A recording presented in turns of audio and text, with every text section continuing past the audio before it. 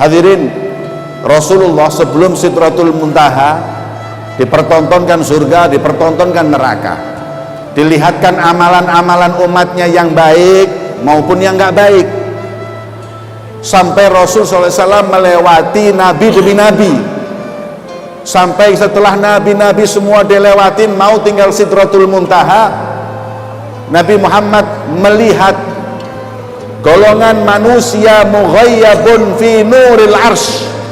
Ada golongan orang-orang yang mana mereka itu mendapatkan naungan di cahaya arsy-Nya Allah. Hingga Nabi Muhammad bertanya kepada Jibril, "Man haula ya Jibril?" Siapa mereka wahai Jibril? "An-nabiyyun haula?" Apa mereka nabi? Faqala la, bukan.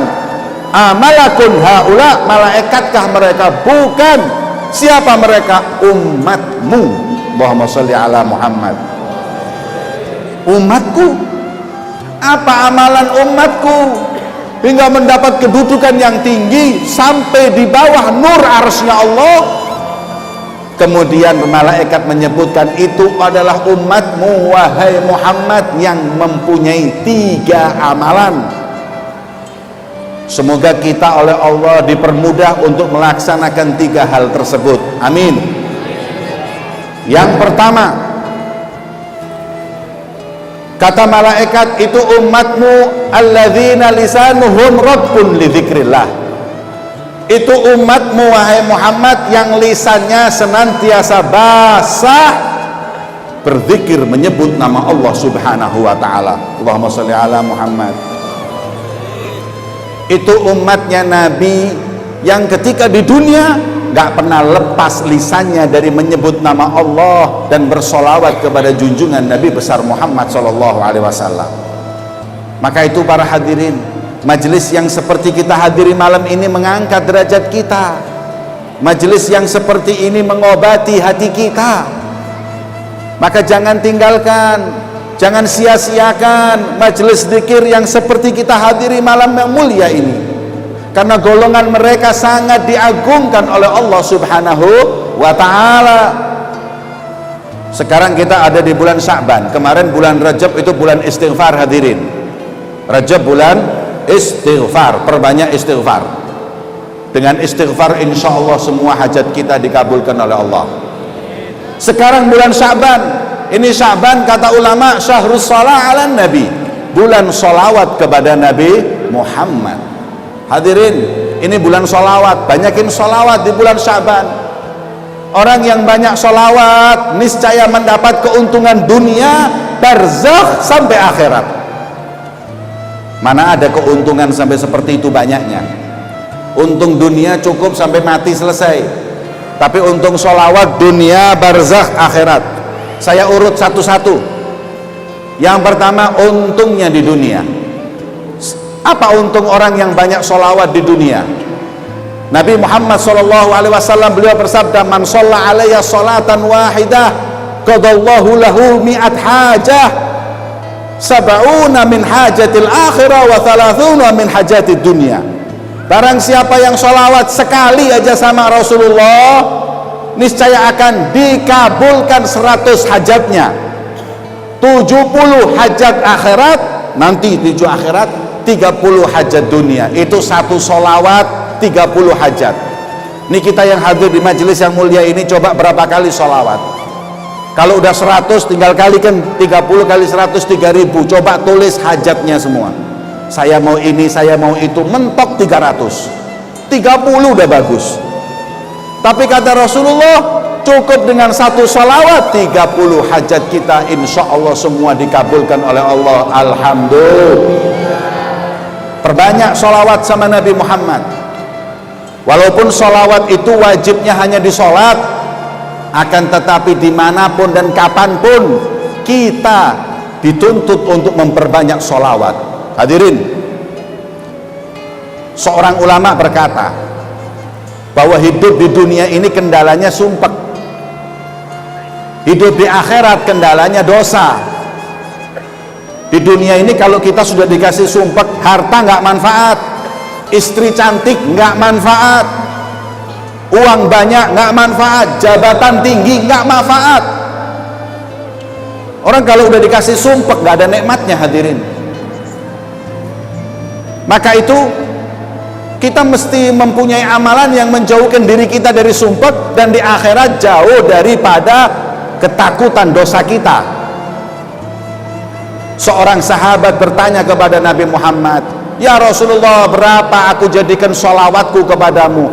"Seperempat ya Rasulullah." "Nggak apa-apa, ditambah nggak apa-apa." "Setengah." "Nggak apa-apa." 2/3. "Nggak apa-apa, ditambah juga nggak masalah." "Ya Rasulullah, semua waktuku aku pakai sholawat kepadamu." Apa kata Nabi Muhammad? "Idzan tukfa hammak wa yughfar biha dzambuk." Kalau begitu semua kesumpekanmu diangkat oleh Allah di dunia, dan kelak di akhirat dosamu diampuni oleh Allah. Allahumma sholli ala Muhammad. Makanya kalau nggak mau sumpek, banyakin sholawat. Kita mau ngumpulin duit sebanyak apapun, kalau sumpek nggak ada nikmatnya hadirin. Mau punya jabatan sampai presiden pun kalau tidur nggak bisa, nikmatnya terus apa?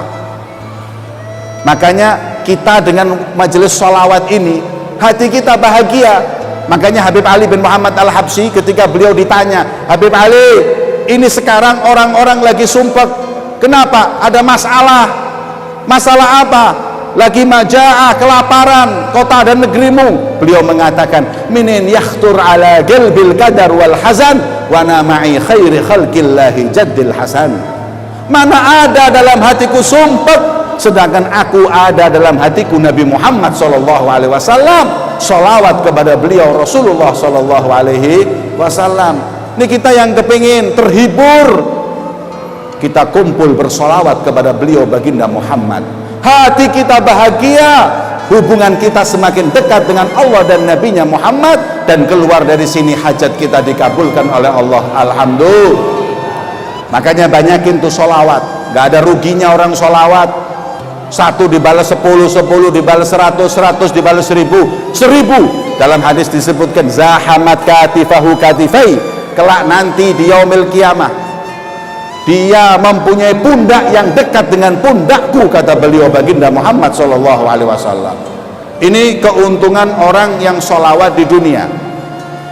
Hadirin, ini sholawat ini hukumnya wajib disolat, kata Imam Syafi'i. Sahibul Mughni beliau berkata bahwa hukumnya sholawat sama Nabi itu ada 5. Yang mengatakan wajib itu ada 5 akwal, ada 5 qaul, 5 pendapat. Syafi'i mengatakan wajibnya disolat. Yang kayak kita sekarang ini sunnah. Ada lagi ulama yang mengatakan seumur hidup sekali aja cukup sholawat, sekali aja udah cukup, kayak sholat tasbih. Ada lagi yang mengatakan di setiap majelis, di setiap majelis. Jadi majelis manapun, sebagaimana hadis Nabi Muhammad, majtama'a qaumun fatafarraqu alaihi min ghairi sholati ala nabi, tidaklah berkumpul sekelompok kaum kemudian pisah tanpa sholawat, illa wa tafarraqu min natnil jifah, tidaklah keluar dari situ kecuali seperti orang yang meninggalkan bangkai yang bau dari majelis tersebut. Maka ulama mengatakan setiap majelis yang ada kita sholawat kepada junjungan Nabi besar Muhammad. Allahumma sholli ala Muhammad. Makanya guru-guru kita dulu, ustadz-ustadz kita dulu, mereka kalau sudah kumpul-kumpul di majelis kemudian mau ngusirnya aja sholawat. Ketika itu mengatakan Allahumma sholli ala Muhammad, Allahumma sholli alaihi, baru pulang semua. Itu kalau di Jawa begitu hadirin. Makanya anak-anak kampung kita kalau mengatakan itu namanya sholawat usriyah, yaitu sholawat musir. Sebab sholawat itu kalau sudah dibawa baru mereka pulang, kalau nggak disolawatin nggak pulang-pulang hadirin. Maka sholawat itu untuk apa? Agar jangan kosong majelis dari sholawat kepada Nabi Muhammad. Allahumma sholli ala Muhammad. Ada lagi yang mengatakan wajib setiap doa, ketika mau doa sholawat ditutup dengan sholawat. Ada lagi ulama yang mengatakan setiap disebut nama Nabi Muhammad wajib kita bersolawat kepada Nabi Muhammad. Allahumma sholli ala Muhammad. Jadi ulama Syafi'i mengatakan yang wajib sholawat di sholat, selainnya sunnah. Ini zaman sekarang Masya Allah ada sekelompok orang yang sholawat istiqomah, sholatnya nggak istiqomah. Kadang sholawat pulang malam, subuhnya hilang. Yang sunnah dilakukan, yang wajib ditinggal. Ini yang kayak gini hadirin seperti orang pakai serban tapi celana pendekan. Ditanya, kamu kenapa pakai serban? Sunnah. Aurat kenapa nggak ditutup? Nanti aja, yang penting sunnahnya. Kira-kira waras nggak hadirin? Waras nggak? Makanya kalian kalau pulang kemudian subuhnya terlambat, berarti kalian nggak waras. Mana waras? Sholawat yang sunnah dilakukan, yang wajib ditinggal. Kapan sholawat wajib? Di sholat. Sholat kita ini tanpa sholawat nggak sah. Ayo kita perbanyak sholawat kepada beliau junjungan Nabi besar Muhammad. Allahumma sholli ala Muhammad.